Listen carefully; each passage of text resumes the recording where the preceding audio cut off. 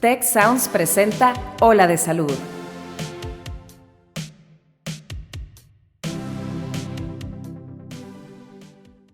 Mucho se ha hablado acerca de la prevención de adicciones, pero ¿cómo podemos ayudar a una persona que ya está sufriendo de una adicción? Es importante hablar sobre este tema y por eso preparamos este episodio. Yo soy Mauricio Torres y aquí comienza tu ruta de bienestar. Genera un deterioro importante y significativo en las diversas áreas de vida de la persona. Pero también cuando hablamos de una adicción no química o comportamental, entendemos que esa conducta que socialmente es aceptable desvirtúa completamente su propósito. ¿Qué tal amigos? ¿Cómo están? Bienvenidos a un nuevo episodio de Ola de Salud, el podcast diseñado para darte herramientas necesarias para que tomes mejores decisiones, goces de una mejor salud y una mejor calidad de vida. Yo soy Mauricio Torres y el día de hoy nos acompaña Pablo Castillo. Él es especialista en psicología, maestro de cátedra en el TEC en prevención y tratamiento de adicciones y director del Centro de Integración Juvenil de Monterrey. Pablo, muchísimas gracias por acompañarnos el día de hoy. Al contrario, un gusto y la verdad estoy súper encantado de estar aquí compartiendo el espacio que pues trae gran beneficio para la comunidad, ¿no?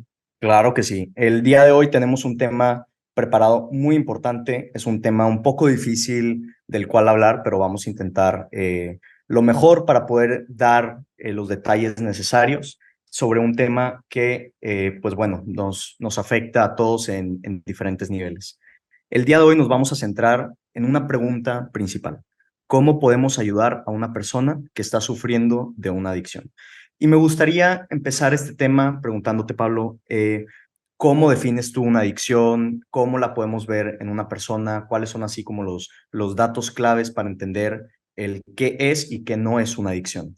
Claro, creo que esa pregunta es la piedra angular justamente de todo este espacio y vámonos a la definición, ¿no? De acuerdo a la Organización Mundial de la Salud, la adicción es todo aquel comportamiento que bajo la óptica de salud viene a ser una enfermedad, ¿no? Una enfermedad que se caracteriza por la necesidad o dependencia marcada hacia una sustancia, que es una adicción química, una actividad o relación que también entraría en otra categoría, que es una adicción no química, ¿sí? En donde pues se va a ver implícita de alguna manera una característica muy particular que es la tolerancia, ¿sí? A la exposición de ese estímulo, ya sea químico o no químico, y pues que a su vez va a generar un gran deterioro dentro de las diversas áreas de vida de la persona o del paciente, ¿no? Entonces empieza a tener problemillas por ahí, tanto en el ámbito familiar, social, académico, laboral, etcétera, ¿no? Claro, algo que nosotros aprendimos, las personas que estudiamos alguna carrera relacionada a la salud, es que una adicción es justamente una sustancia o una actividad que disrumpe el flujo diario de actividades, algo que no te deja continuar con tu vida normal. Pero hay algunas personas que pudieran llegar a tener la duda, ¿cómo es posible que o una sustancia o una actividad o un comportamiento llegue a ser adictivo? O sea, ¿qué está pasando adentro de nuestro cuerpo que nos hace querer volver a esa sensación o a ese consumo de la sustancia? Claro, y es que ahí tendríamos que hablar de dos aspectos importantes, que son principalmente los factores de riesgo y los factores de protección. Ok, Estos factores de riesgo que van a dar respuesta a esta pregunta son aquellas características individuales y o ambientales que contribuyen al desarrollo y mantenimiento de dicha patología. Individualmente hablamos desde lo que son aspectos relacionados a la percepción, la mentalidad, antecedentes, valores, creencias, etcétera, de la persona. También estas características fisiológicas que se pueden originar con relación al consumo de una sustancia, todos aquellos efectos placenteros que nos pueden producir al momento de ingerirla, ¿no? Entonces, que van a sumarse de alguna manera a que esta conducta se pueda continuar en algún momento determinado. Obviamente también hay personas que al momento de ingerir tal o cual sustancia o emitir tal o cual comportamiento, pues desisten ya que la sensación fue displacentera, fue desagradable, ¿no? Pero también hay otras características que no podemos dejar de lado, que son las ambientales. Y estamos hablando aquí de las personas, los lugares y las situaciones, que es como este escenario que da pie o cavidad a que ese estímulo que se genera a raíz de la ingesta o consumo de una sustancia pueda ser bastante agradable y que a su vez pueda predecir que esta conducta se siga emitiendo. Hablamos de personas, a veces la pareja, los amigos, la familia, ese entorno en el cual va a haber una aprobación con respecto al uso, y a veces lo vemos sobre todo en usuarios de alcohol. Hay quien dice, no, es que a mí no me gusta el sabor, por ejemplo, o a lo mejor, pues no me gusta tanto el efecto, pero lo hago por convivir, ¿sí? Entonces, Ok. estas características ambientales son también de gran importancia y de gran peso para el desarrollo y mantenimiento de una patología, aún y cuando la persona no siempre disfrute de ese comportamiento o ingesta, ¿no? Claro, no tiene que ser algo, pues vaya, extremadamente placentero para que se convierta en una adicción, ¿no? Es de lo que estoy entendiendo. Y Así es. Pablo, ¿qué hace a una persona más o menos susceptible a tener adicciones? Hay personas que genéticamente estén predispuestos a llevar a comportamientos que generen adicciones, o es todo como parte de la circunstancia o del ambiente en el que vive la persona? No, claro que intervienen algunas características biológicas, ¿no? Hay algunas drogas que tienen mayor afinidad dentro de los receptores, hablando de los neurotransmisores que se producen en nuestro cerebro, ¿no? Entonces, el que tengan una mayor afinidad a estas terminales o conexiones, por así mencionarlo, pues obviamente va a producir un efecto bastante placentero para la persona, lo cual Ujú, lo predispone, y vamos a ponerlo tal cual, lo predispone a generar una dependencia en algún momento determinado. Hemos ujú, escuchado también el término de bebedor o consumidor social, ¿no? Entonces te ujú. puede predisponer, pero también de alguna forma la exposición constante hacia estos factores que mencionábamos ambientalmente, lo que va a hacer es que se termine de concretar o de desarrollar dicha patología. Cuando Claro. hablamos de adicción, tenemos que hablar que es una enfermedad multifactorial, ¿sí? Por ende, requerimos una intervención multidisciplinaria. Y cuando decimos digamos, factorial, pues quiere decir que hay un conjunto de variables que se van a ver involucradas para poder desarrollar esta patología. Se los planteo generalmente como si habláramos de colores, ¿no? Existen colores primarios, colores secundarios, y si habláramos de la adicción como un color secundario, podríamos decir que es el color morado, ¿no?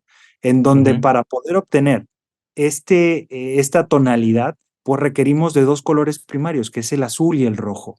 Cualquiera claro. que ustedes quieran, el rojo, por ejemplo, puede ser todas aquellas condicionantes individuales. Hablábamos de esta predisposición, de estos antecedentes en la familia de consumo, de esta afinidad, de los estados de ánimo del individuo, etcétera. Pero volvemos a lo mismo, el rojo por sí mismo no logra la tonalidad del morado.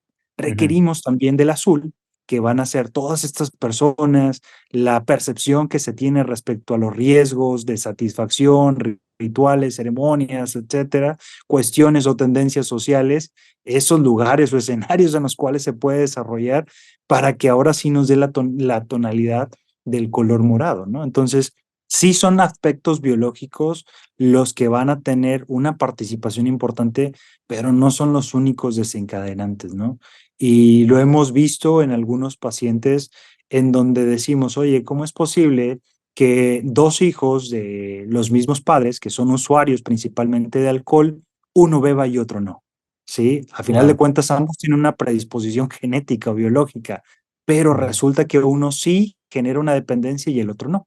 Y es que hablamos que no solamente es el color rojo, sino también el azul, que es el ambiente, el cual tiene una importancia o relevancia dentro de todo esto, ¿no? Creo que es una forma muy bonita y muy ilustrativa de explicarlo. Yo no lo había pensado nunca de esa manera. Yo tenía otro ejemplo, o sea, es como si viéramos a un paciente con con sobrepeso, ¿no? O con diabetes. Entonces, cuando nosotros estamos viendo el mejor plan de tratamiento, pues no es solo enfocarnos en la dieta, sino también en el ejercicio, también en la calidad del sueño, porque está visto que las personas con una mala calidad del sueño tienden a generar sobrepeso. O sea, entonces intentamos atacar este problema desde muchas ópticas diferentes, porque a final de cuentas es un problema igual multifactorial. No se genera por una sola causa, entonces el tratamiento no es, o sea, no es unilateral, por así decirlo. Pablo, ¿sabes si una persona que ya tiene una adicción es más propensa a desarrollar una segunda adicción? O sea, en sentido de una persona que es adicta podrá caer en una adicción más fácil que otra persona, o sea, generar una segunda adicción. Sí, a lo mejor, si estamos entendiendo, pudiéramos hablar que se genere, aparte de la adicción química, una adicción no química. Sí, puede ser factible. Y la respuesta es que sí. Obviamente tiene mayor predisposición porque lo que se va a estimular principalmente en el sistema nervioso es el, digamos, el sistema dopaminérgico, ¿no? La Ujú, dopamina es un neurotransmisor que se relaciona mucho con el placer. Tiene un efecto inmediato, pero también bastante reducido en tiempo. Es breve, ¿no? Es como el hecho de decir, oye, se me antojó un chocolate, empiezo a producir dopamina, me compro el chocolate, me lo como y se elevan los niveles de dopamina, me produce placer, me produce una satisfacción, pero una vez que se acaba el chocolate, se acaba esa sensación también, ¿no? Entonces es ujú, sumamente pasajera, es breve, es momentáneo. Pero resulta que las adicciones tienen justamente este mecanismo, así como lo hablábamos desde un apartado común o convencional que es el gusto por el chocolate, y a quien le gusta y a quien no, ujú, o el café, principalmente ya es de que huelen o se tiene esta percepción de aroma, ya se produce dopamina, se me antoja y cambia el semblante, etcétera. Lo mismo pasa con las adicciones. Tienen un trabajo arduo y bastante importante en el sistema dopaminérgico que se conoce como el sistema de recompensa. ujú. Entonces, obviamente se va a tender a emitir o, pues sí, generar un conjunto de comportamientos que nos produzcan placer, sobre todo un placer inmediato, como ahorita lo que mencionaban a veces con relación a las dietas, por eso la necesidad de buscar tratamientos efectivos en corto tiempo. Y pues la realidad es que a veces es un poco más contraproducente porque se toman medidas a veces nocivas también para la salud, ¿no? Sobre todo en el apartado de nutrición. Entonces, Sí. buscamos algo que sea breve, que sea rápido, momentáneo, pero también que sea agradable, ¿no? Es como que, oye, quiero iniciar una dieta, pero no me quites esto, no me quites aquello. Es que a mí me Ujú, gusta, es que a mí, y es como que, oye, buscamos el placer todo el tiempo. Por eso emitimos cierta conducta de manera frecuente. Igual en el apartado de lo que es la dependencia de tipo emocional, esa relación pues va a producir dopamina, ¿no? Entonces, alguien que ya está familiarizado con esta sensación de placer va a buscar y va a tender a de alguna manera indagar o descubrir otro tipo de escenarios en los que se pueda producir esta satisfacción. Esto es muy común, sobre todo en aquellas personas que tienen una adicción química y tratan de mantenerse en abstinencia, ¿no? De repente es como dentro del seguimiento. Oiga, ¿sabe qué? Ya no bebo, ya no fumo, desde hace un buen tiempo. Y de repente lo vemos con una ficha de póker en la mano, ¿no? Jugando todo el tiempo. ujú. Y ya cuando indagamos, pues resulta que ahora está jugando en exceso, ¿sí? Lo que se conoce como un juego patológico, ¿sí? O Ujú. ludopatía, también de manera común. Entonces, lo único que hizo fue cambiar, ¿sí? El Cambiar la mecanismo. adicción para activar los mismos circuitos Exacto. cerebrales.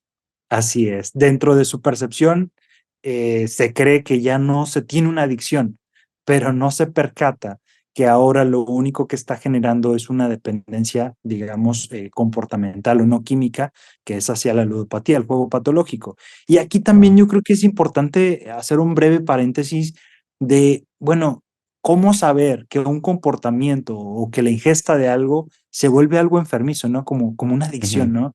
¿Hay, Y hay es alguna que línea, hay algún así como parámetro específico para justamente definir entre un comportamiento normal y uno anormal o ya una adicción?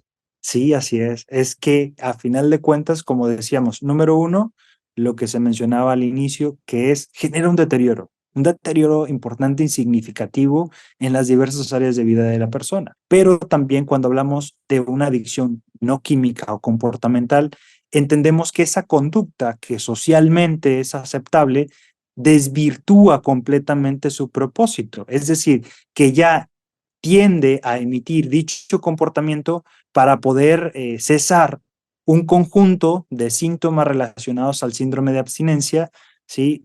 Poder saciar esta sintomatología tratando de emitir dicho comportamiento. Es decir, lo hago para pues ya no sentirme estresado, pero si no lo hago, me siento mal, estoy incómodo, estoy irritable, no me puedo concentrar, etcétera. Entonces, pareciera, por ejemplo, tenemos otra dependencia comportamental que es la vigorexia, la adicción al ejercicio, ¿sí? En donde no es que esté mal el hacer ejercicio, el problema es que ya le produce mayor insatisfacción y mayor cantidad de consecuencias a la persona más que beneficios, ¿sí? Entonces, esa es una línea importante. Cuando tiende a desvirtuarse y ya te trae mayor complejidad a tu cotidianidad, desde ahí ya hay que prestar atención y buscar ayuda, ¿no? Hablabas previamente sobre el deterioro en las diferentes áreas de la persona.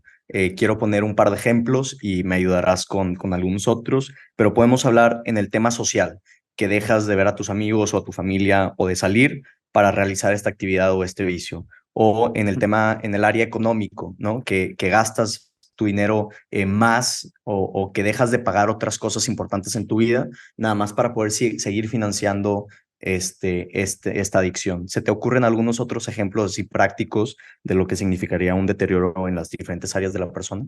Sí, yo creo que digo, es un punto muy importante también en esta temática, porque a veces la comunidad cree que la adicción se va a relacionar directamente a consecuencias bastante graves y severas, ¿no? Y es el discurso justificatorio de todo comportamiento adictivo de, es que yo no estoy igual que, ¿sí? Aquella persona, es que yo no estoy en condiciones de calle, es que yo no dejo de trabajar, sigo trabajando, mantengo mis amistades.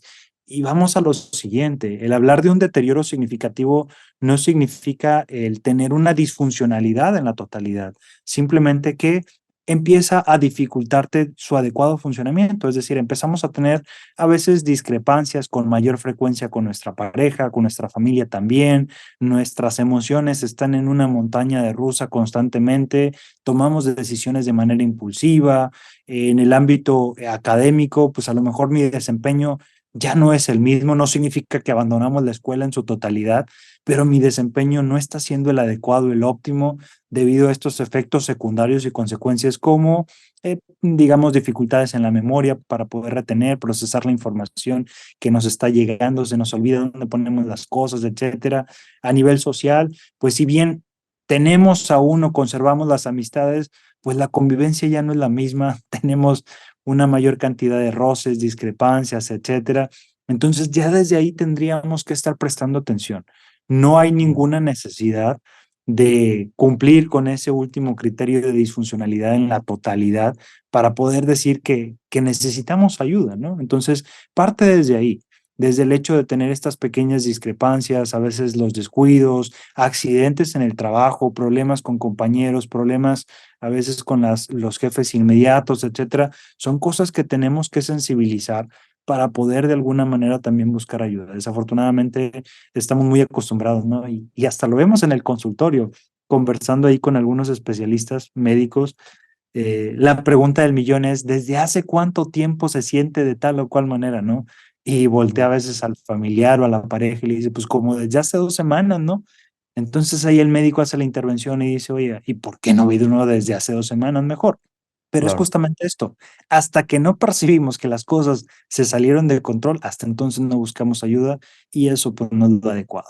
Oye, me gusta mucho cómo lo pones, o sea, el decir exactamente que no es un tema binario, porque yo ponía el ejemplo de justamente como el último escenario o el último escalón en el deterioro social, que es como interrumpir las relaciones con las personas.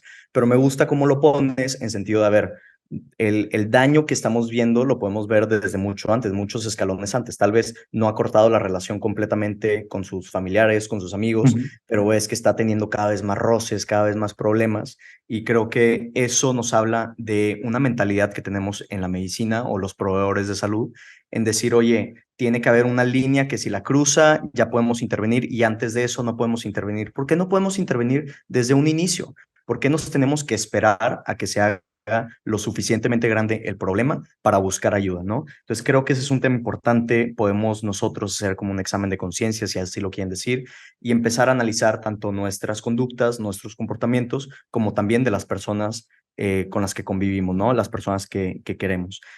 Creo que esta plática ha servido o sea, como para poner una base y entender qué es una adicción, cómo se ve en la vida diaria de las personas. ¿Nos puedes platicar, Pablo, cuál es el siguiente paso? Una vez que empezamos a detectar estos comportamientos anormales que nos están llevando o en vías de la adicción o ya una adicción completamente establecida, ¿qué podemos hacer? ¿Cuáles son las herramientas que tenemos a nuestra disposición para poder ayudar a todas las personas que están sufriendo de algún tipo de adicción?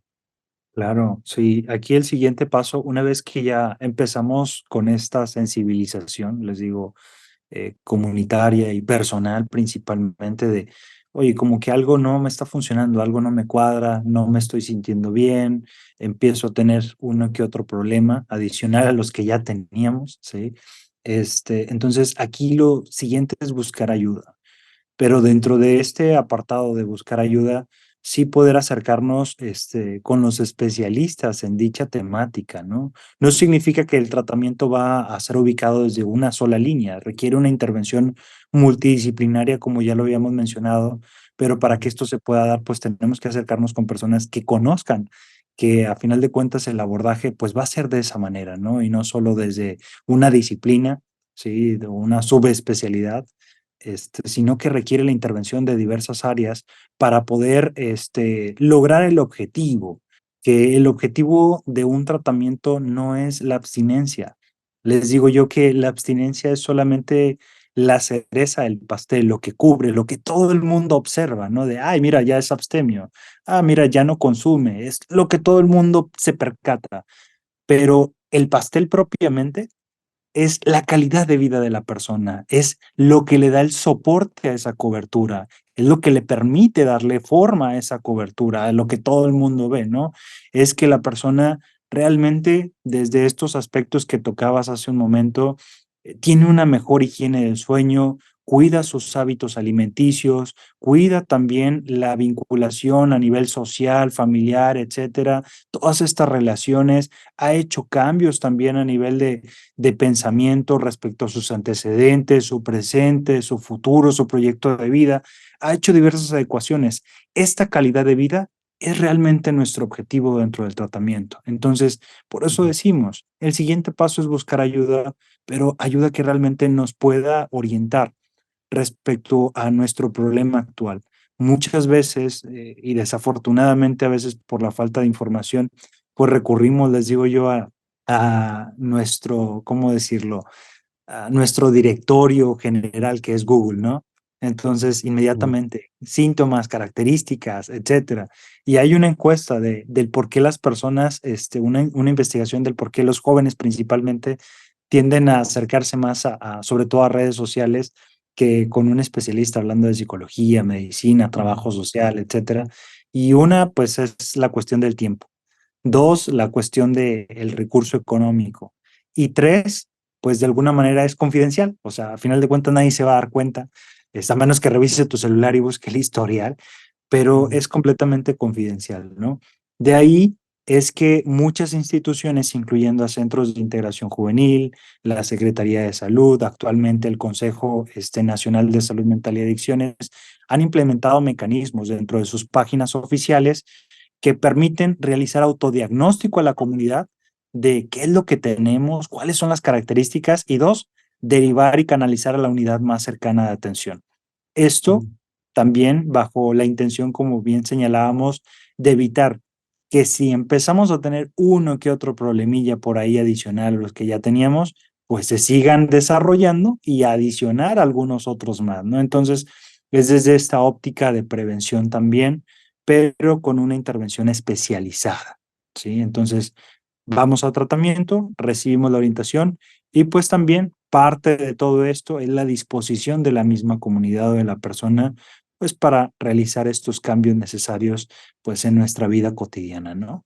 Claro, que este es un punto muy importante porque cuando hablamos de adicción, un sentimiento que encontramos es como el que las personas pueden llegar a decir es que son criminales.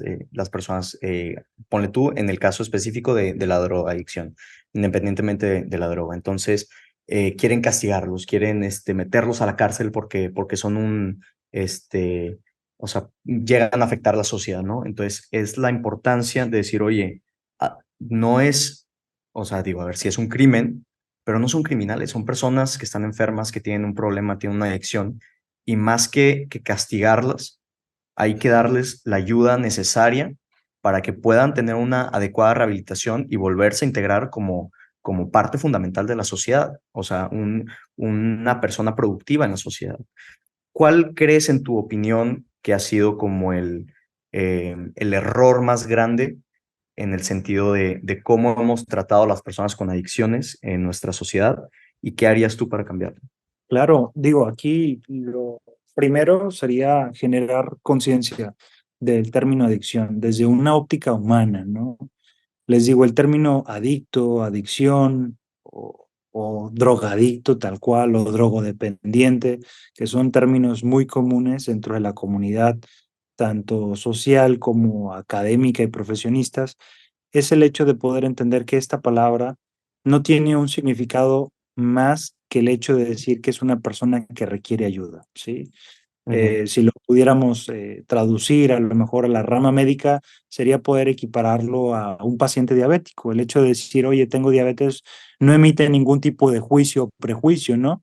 Sino que Ujú. decimos, ok, bueno, es una patología a la cual ha sido difícil de alguna manera sobrellevar para la persona, pero pues bueno, requiere algún tipo de atención y generamos las condiciones pues para que esa persona se pueda involucrar, ¿no? Incluso le retiramos el azúcar y mira, tenemos de esta otra y tenemos galletas y infinidad de cosas. Se tiende a Ujú. generar esta adaptación, ¿no? Y con relación a la adicción, pues es eso, es entender que es una enfermedad que si bien tiene características y a su vez también tiene un conjunto de consecuencias bastante importantes en nuestra comunidad, es también humanizar, ¿sí? Este Claro, apartado de, oye, pues bueno, ok, tienes una adicción, requieres atención e ir trabajando poco a poco sobre este aspecto. La segunda es que una vez que están en el tratamiento, a veces los familiares y los pacientes creen que el estar en una unidad de hospitalización también garantiza el éxito y la rehabilitación de absolutamente todo. Y pues no, eso es parte del tratamiento. El término de rehabilitación implica más el seguimiento que se le va a dar a la persona una vez que concluye su tratamiento. Sí, claro, hablábamos del paciente diabético y como decíamos, el paciente pues no va a requerir una, dos o tres consultas.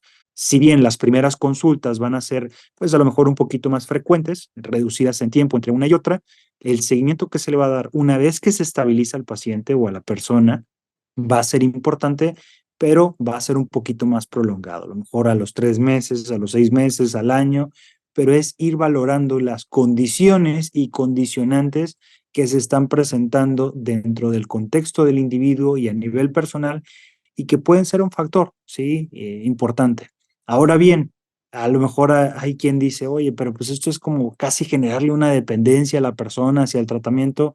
No, es simplemente llevar un acompañamiento sin perder de vista que la función del especialista es pues darle las herramientas para que el día de mañana pues ya no lo necesite, al menos no con la misma frecuencia, no con la misma pues ahora sí retroalimentación tan específica, sino que poco ujú, a poco se vayan construyendo cambios y a su vez generando un pensamiento crítico que le ayude a la persona a terminar de convencerse por qué lo que está haciendo es dañino, no desde la óptica profesional de, ay, es que lo hago porque me dijo mi psicólogo, ¿no? O lo hago porque me ujú. dijo mi médico, lo hago porque me dijo mi nutrióloga, sino porque lo hago porque entiendo que esto me beneficia o me perjudica.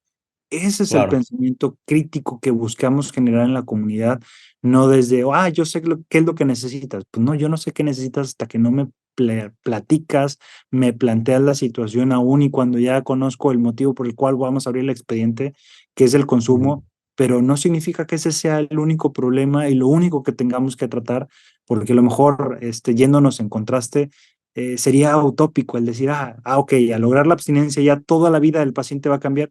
Pues no, eso es mentira. Va a ser abstemio, pero va a seguir teniendo problemas que si no se trabajan en el trabajo, a lo mejor en el ámbito social, de pareja, etcétera, y que a su vez a lo mejor fueron los detonantes del consumo de esa sustancia, ¿no? Ujú. Entonces, ok, sí la abstinencia es lo que todo el mundo va a ver, pero oye, quiero conocer cuáles son las condiciones y características en las cuales te desenvuelves que pues te producen gran malestar.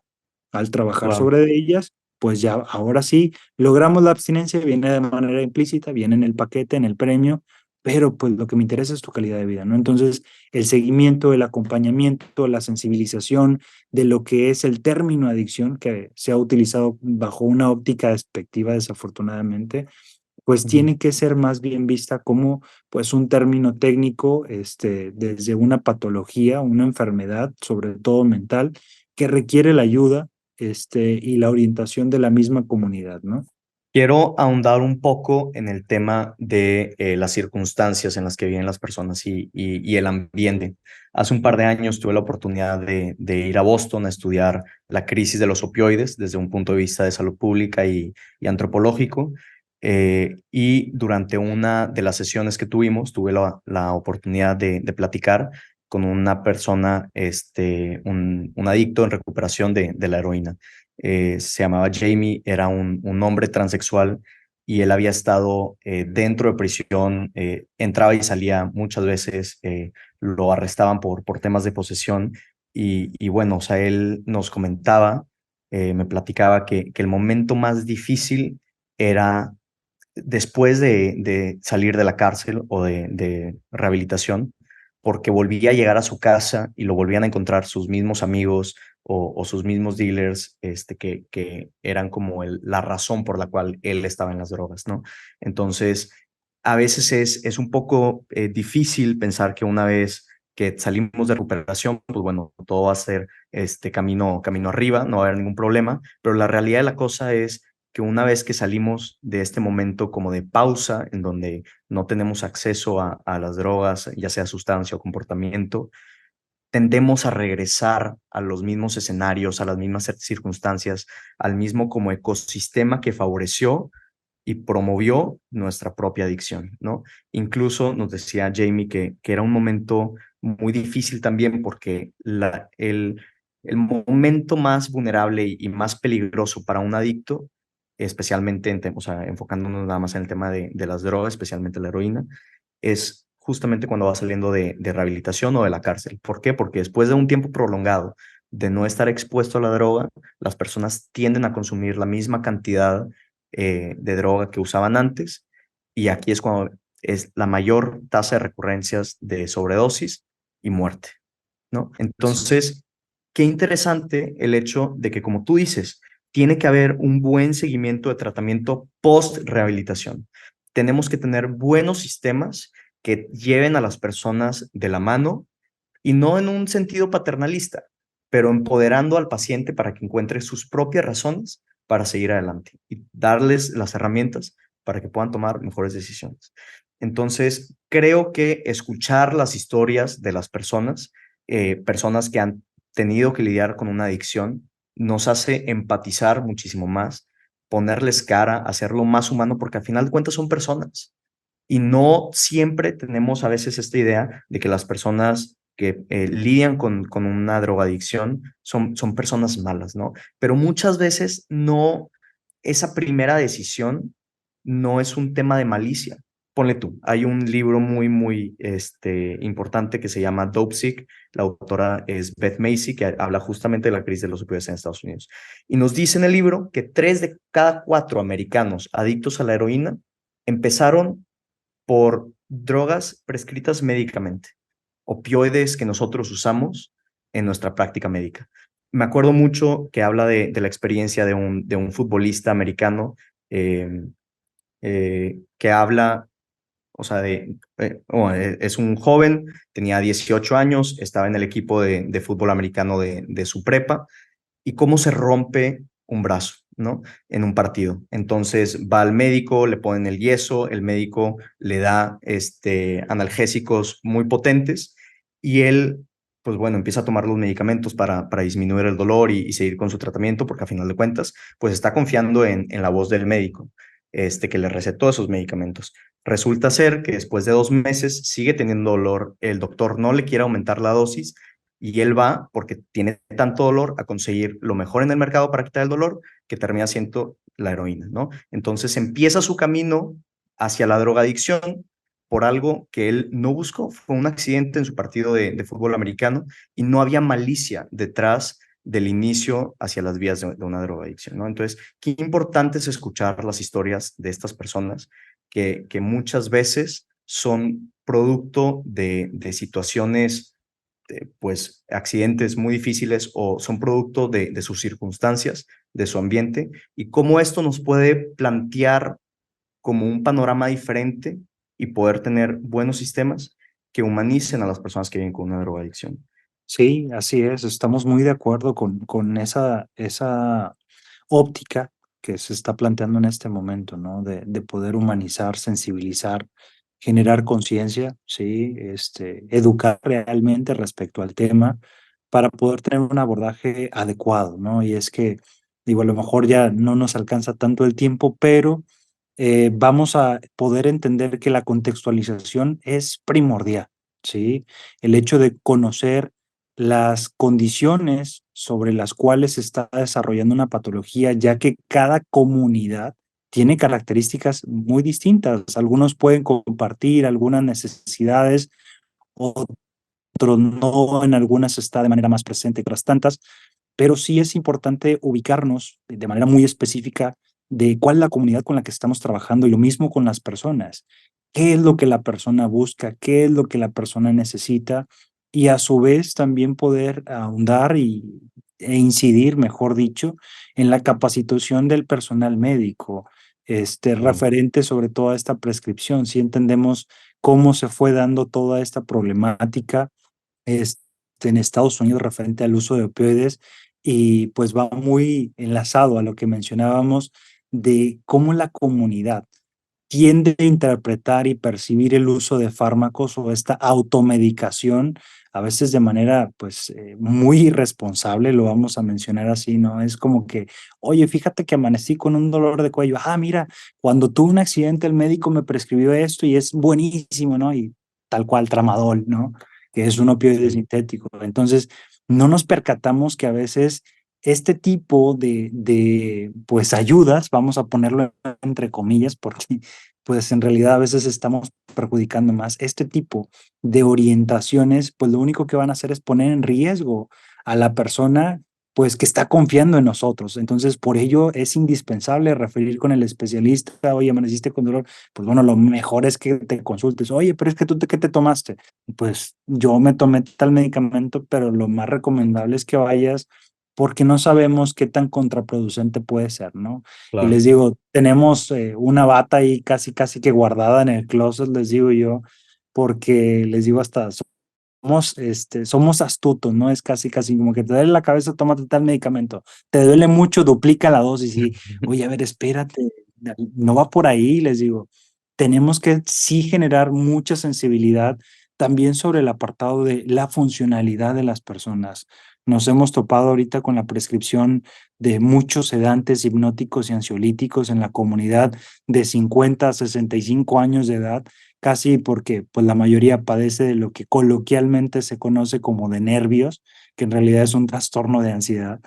Este, entonces se les empiezan a prescribir fármacos a diestra y siniestra sin ubicar si realmente se le va a dar una continuidad por otra disciplina, sobre todo un especialista en salud mental, para que esto lo haga funcional y que no solo dependa de un fármaco para poder lograr esa satisfacción o el cumplimiento de ese objetivo que busca. Decimos, No existen intenciones malas, solo procedimientos incorrectos. Claro. Entonces, no está mal que la persona venga y diga, oye, es que yo lo que quiero es dejar de sentir tal o cual sensación, no me quiero estar sintiendo o quiero dejar de recordar. No está mal la intención. La cuestión es que a lo mejor el abordaje, el mecanismo o tu actuar no es el adecuado. Y ahí es donde requieren del acompañamiento del especialista en salud mental para poder dar solvencia a esta necesidad sin necesidad de tener que estar ahora sí dependiendo de un fármaco para lograrlo, ¿no? Estoy completamente de acuerdo. Pablo, muchísimas gracias por acompañarnos el día de hoy. ¿Te gustaría dar así como uno o dos puntos importantes que te gustaría que todas las personas que nos están escuchando se lleven a casa? Sí, lo primero, como hablábamos, uno de ellos es importante tener un seguimiento sobre nuestra salud mental.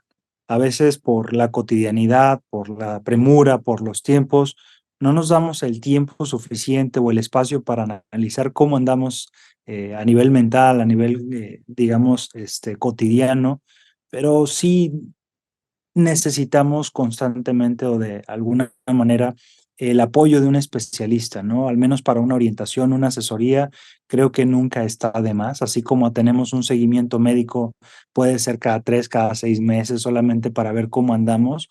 Lo mismo con un especialista a nivel de orientación, si estamos considerando ciertas características que están produciendo un malestar clínicamente significativo, un malestar en nuestra cotidianidad, ¿no? A veces dejamos de disfrutar actividades, dejamos de disfrutar la compañía de algunas personas y minimizamos la importancia y lo cual se va a traducir en un futuro en el desarrollo de una patología, ¿no?